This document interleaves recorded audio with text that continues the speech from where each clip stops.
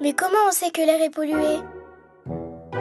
Tu prends un pot, tu mets de l'air, tu prends le bouchon, tu refermes vite fait et tu mesures.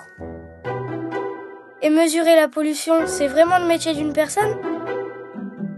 Pourquoi quand je passe devant une voiture qui fume, ça pique les yeux? En effet, les voitures, ça pollue. Tout comme les usines, les engrais et les pesticides, le chauffage et le pollen des fleurs. La pollution, ce sont des gaz dans l'air. Ils peuvent être dangereux pour la santé. C'est pour ça que quand l'air est pollué, tes yeux et ta gorge peuvent être irrités. Pour prévenir les habitants qu'il y a de la pollution dans l'air, on a besoin de la mesurer, car elle n'est pas toujours visible. Et pour la mesurer, on a besoin de stations et de techniciens. Lui, c'est Vincent.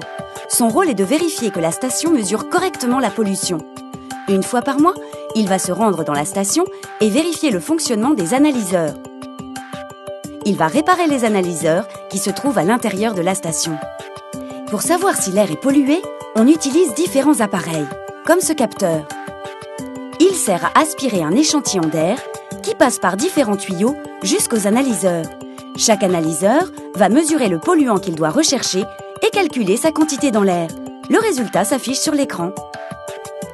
À côté des analyseurs se trouve un autre appareil qui permet d'enregistrer toutes les mesures.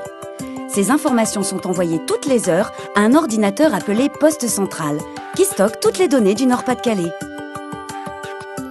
Tous les relevés arrivent par ces câbles pour se retrouver dans l'ordinateur de Tiffaine, qui est ingénieur chez Atmo. Son travail est d'étudier ces résultats et de déterminer si l'air est pollué ou non. Les résultats sont alors présentés sur une échelle de 1 à 10. Niveau 1, l'air est de très bonne qualité. Niveau 10, l'air est de très mauvaise qualité. Tiffaine va pouvoir envoyer ses résultats pour que la population soit informée, grâce aux mairies et préfectures, à la télévision, aux journaux, à la radio et sur Internet. En cas de mauvaise qualité de l'air, surtout lorsqu'il y a beaucoup de pollution, la population doit être rapidement avertie, en particulier les personnes asthmatiques, les personnes âgées et les jeunes enfants. Tu peux retrouver cette information sur les panneaux d'autoroute ou urbains. Dans ce cas, on peut demander aux automobilistes de ralentir pour moins polluer.